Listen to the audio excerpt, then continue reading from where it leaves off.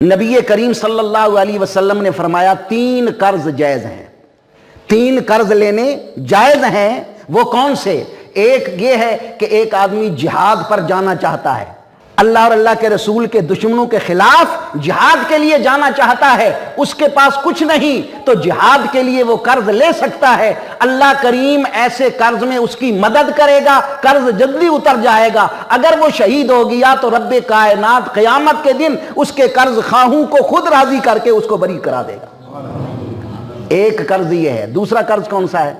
दूसरा कर्ज है कि अगर तुमने कर्ज लिया किस बात के लिए कि मैयत हो गया, इंतकाल हो गया एक रिश्तेदार का, लेकिन उसका कफन नहीं है, तजहीज़ो तकफीन के पैसे नहीं है, और जो उसका सबसे ज्यादा करीबी वारिस है वो भी मुफलिस है, गरीब है, उसके पास भी कुछ नहीं है।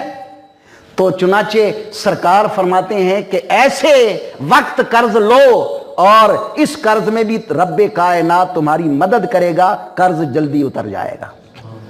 और तीसरा कर्ज कौन सा है कि एक बंदा है, नौजवान है, और उसको खतरा है कि अगर मैंने शादी न की अपनी तो मैं गुनाहों में मुलव्वस हो जाऊंगा, बदकारी पर शैतान मुझे उकसाएगा। तो अपने आप को बचाने के लिए वो निकाह करने के लिए कर्ज उठाता है, लेकिन निकाह से मुराद यहां शादी है, शादी करने के लिए कर्ज उठाता है, लेकिन इस तरह नहीं कि भाई शादी पे इतना खर्च कर दिया कि जमीन बेच के फिर कर्ज पूरा करना पड़ा, करोड़ों लाखों रुपए खर्च कर दिए, नहीं। बल्कि आजकल हमारे मुआशरा में जो सबसे बड़ी लानत है जहेज, उमरा लोगों ने मुआशरा में ये रिवाज कर दिया कि जनाब 3 ट्रक जहेज के पहले चले गए हैं, दुल्हन तो बाद में जाएगी।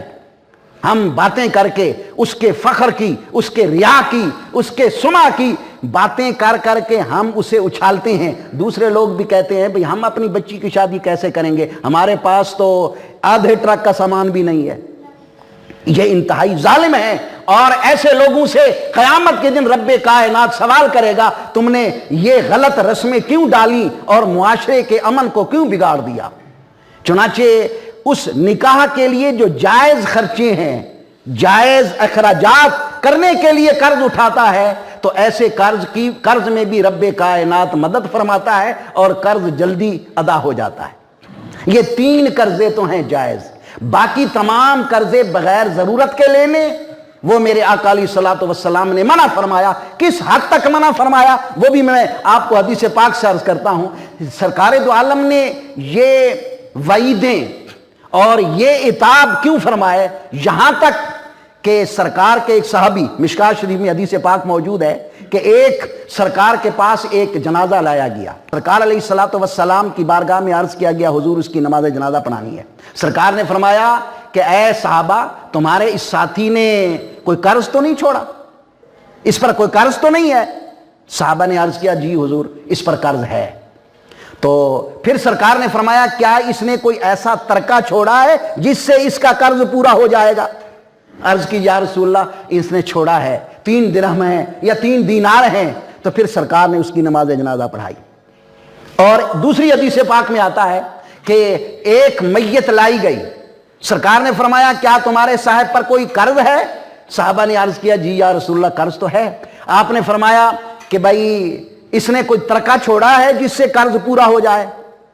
या रसूलल्लाह कोई तरका नहीं छोड़ा। लेकिन इस बात को मद्देनजर रखें, आज हमारा अगर कोई रिश्तेदार इंतकाल करता है, अगर उसने कोई तरका छोड़ा है, वो रसा लालची निगाहों से देखते हैं कि इसके तरका को हम बांट देंगे, ये नहीं देखते कि इसने कर्ज कितना छोड़ा है, पहले इसका कर्ज अदा करना है। हालांकि शरीयत मुस्तफी ने फरमाया है सबसे पहले मैयत के तरका से उसका तजहीज़ो तकफीन करो, उसका कफन, उसका जनाजा, उसकी कब्र तैयार कराओ, उसको दफन करो, फिर माल जो बच गया है सबसे पहले उसका कर्ज उतारो।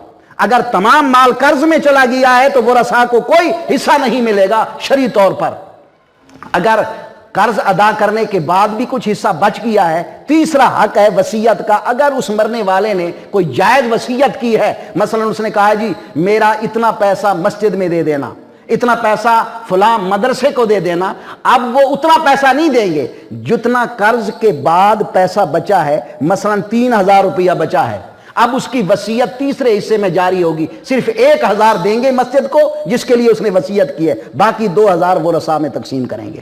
یہ قانون وراثت ہے جو اللہ اور اللہ کے رسول نے قرآن پاک میں عطا فرمایا ہے، لیکن ہم تو مرنے کے فوراً بعد اس کے ترکہ پہ نگاہیں ڈالتے ہیں کہ کتنا کتنا ہمیں ملے گا، کتنا ہمیں میسر ہوگا۔ نہیں، میرے آقا علیہ الصلوۃ والسلام نے فرمایا سب سے پہلے اس کا قرض ادا کرو۔